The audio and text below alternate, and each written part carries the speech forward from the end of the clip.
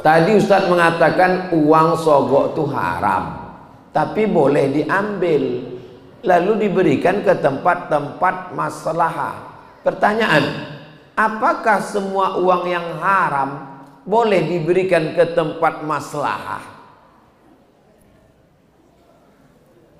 Menabung di bank konvensional, bank konvensional itu riba. Latak piti 1M, ada bunganya. Datang orang bank, Pak, ini bunga untuk Bapak 100 juta. Halal apa haram? Dari bunyinya camel aja biar. Haram. Lalu awak sabit, saya nggak mau ngambil mas, ambil saya, ambillah diambilnya. Awak ambil piti haram itu, letakkan di masolih ammah, kepentingan umum. Itu bukan fatwa ambo. Abdul Somad tidak pernah berfatwa. Itu fatwa ketua ulama dunia Syekh Yusuf Al-Qardawi, lama meninggal tahun lalu rahimahullah, dalam kitab namanya Fatawa Mu'asirah. Tapi bukan berarti sado duit haram boleh awak ambil. La'ana nah Rasulullah SAW, Rasul melarang 3. Nan pertama, samanil kalbi, menjual anjing. Mahril bagi, hasil prostitusi, haram, kotor. Wa ulwanil kahin, duit dukun. Itu bukan berarti boleh berdukun. Pekerjaan Pak, dukun, tapi duitnya haram. Saya serahkan untuk kepentingan umum. Kata Ustaz Somad boleh. Tidak begitu. Contoh-contoh duit yang haram maka tidak dipakai, tak dimakan, tapi diserahkan untuk kepentingan umum. Nah, itu dipahami dengan baik. Iko pertanyaan apa curhat kok panjang mana? Saya doakan Ustaz dalam keadaan sehat walafiat, amin. Saya ingin bertanya mungkin di luar materi. Akhir-akhir ini saya diberatkan 2 pilihan. Satu sisi saya mau membahagiakan orang tua, tapi akhir ini saya selalu disuruh menikah.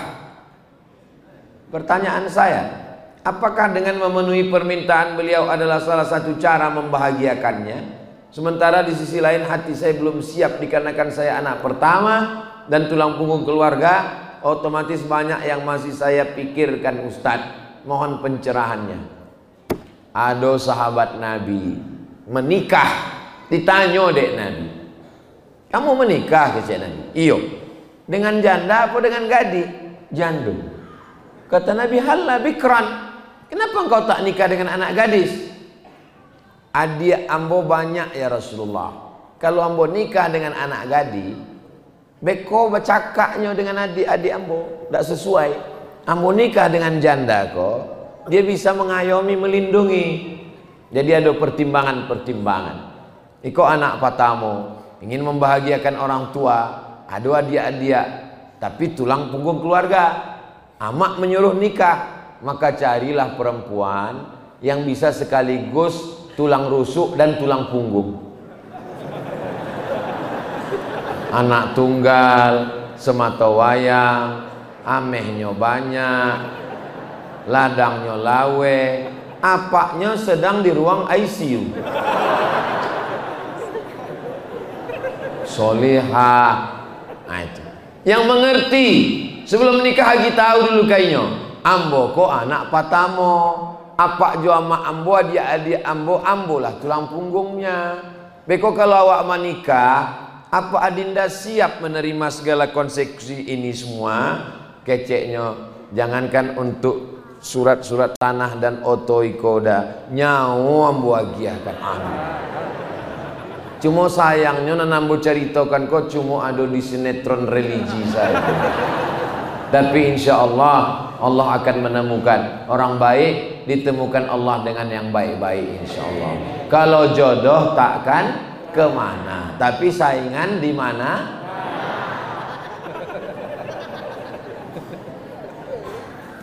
Langkah rasaki pertemuan maut bukan karajo awak, itu karajo Allah, tapi ikhtiarnya karajo awak.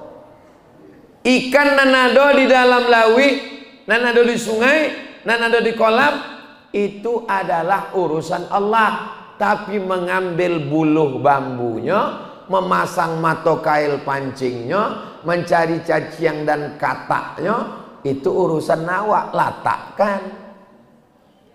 Jangan sampai awak sibuk mengurus urusan Allah sampai indah urus urusan awak. Wah, anda ada memancing ikan, urusan Allah. Memang urusan Allah, tapi ada ikhtiar dari awak. Itulah namanya ahlus sunnah wal jamaah. Ustadz Ilham, dekati Ustadz Ilham. Ustadz Ilham kan banyak jamaahnya. Ustadz Ustadz Ilham, tolong carikan ambonan kriterianan disabi Ustadz Somad Patang tu ada apa indah. Kecik Ustadz Ilham kalau ada membantu itu untuk apa mau bagi kang? Kalau kang bos surang ke sih.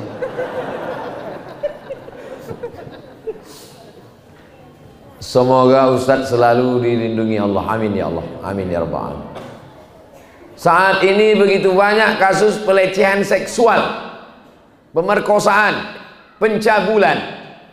Hukum mesti memberikan efek jerah. Pengedar narkoba dipenjara, menghabiskan duit negara, makannya disediakan negara, tempat tidurnya disediakan negara, berjual narkoba pula dia dari dalam penjara melalui handphone. Di luar penjara takut ditangkap, di dalam aman. Maka hukum yang paling tepat untuk pengedar narkoba adalah hukum mati. Ambo tausiah di Kanwil Kemenhukham. Pak Kanwil kok Kristen, Protestan. Menurut saya Pak Ustadz Somad, pengedar narkoba itu ditembak mati saja. Apa Pak kok? Apa alasan Pak Kanwil kecek ambo? Tidak seimbang jeritan dia waktu ditembak dengan jeritan orang yang tak bersalah di kampung-kampung pakai narkoba. Tembak itu cocoknya Pak. Saya gak setuju saya penjara-penjara. Tembak cocok. Dalam hati ambo, gua banget ini. Emang itu cocoknya. Siapa yang menetapkan hukum itu? Melalui undang-undang. Siapa yang duduk di undang-undang? DPR RI. Makanya pilih orang yang kalau dia duduk tanya dulu, Bapak nanti kalau duduk di situ apa yang sikap Bapak terhadap narkoba? Apa yang akan Bapak lakukan terhadap? Begitu juga tentang pelecehan seksual, pemerkosaan, pencabulan. Kalau dia sudah menikah, tidak ada jalan lain. Hukumannya adalah hukuman mati. Kalau belum menikah, dicambuk 100 kali. Tapi kalau baru 75 lah mati, jangan ditaruh ikan. Cambuk 75, matinya. Berhentilah, stop. Jangan 100 ini. Mengeluh sipir-sipir Pak polisi di penjara menghadapi sulit. Makanya terapkan hukum ini. Bisa tak diterapkan hukum ini? Bisa. Melalui apa? Kesepakatan. Sepakat semua bahwa pemerkosa hukum mati. Bisa. Konstitusi itu. Siapa bilang inkonstitusional? Tapi suara umat Islam. Pemilu 1955. Masumi, suara tertinggi zaman itu tidak melebihi 40%. Suara umat Islam paling tinggi 30, 35, paling tinggi tahun 55, hampir 40. Yang lain dikuasai oleh suara liberal, komunis, ateis. Ini perjuangan dakwah. Buya Hamka rahmatullah alaih meninggal, masalah tidak selesai. Buya Muhammad Nasir meninggal, masalah tidak selesai. Ustadz Somad meninggal, masalah tidak selesai. Kita dikirim Allah ke bumi bukan untuk menyelesaikan masalah, tapi kita berbuat. Allah tidak akan tanya kita, sudahkah kau selesaikan masalah? Tapi paling tidak kita berusaha menyelesaikan masalah-masalah. Masalah pendidikan, masalah pelecehan seksual. Bagaimana seorang korban dapat menerima takdir yang terjadi pada dirinya? Ada korban, lalu kita nasihati si korban, terimalah semuanya ini, Ini adalah takdir dari Allah. Sabar ya. Coba balik, coba balik. Coba balik seandainya kita yang jadi korban. Datang orang menasehati kita. Datang orang nasihati saya. Somad, sabar ya. Muncung orang sabar. Itu kan enggak orang kan naik. Cara menguatkan dia, cara menguatkan korban ini adalah tunjukkan depan matanya. Iko orangnya nan memperkosa orang kan? Ayo, awak tembaknya sampai mati.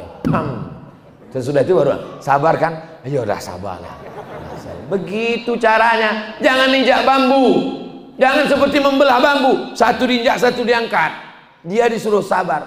Dia stres, dia depresi. Menyuruh dia sabar seimbang. Yang melecehkan kau, yang memperkosa kau, itu dia mati udah ditembak. Baru kita tanya dia. Setelah kau menengok dia mati, sabar udah. Sabar aku Ustaz lah, sabar. Sabar alhamdulillah. Begitu.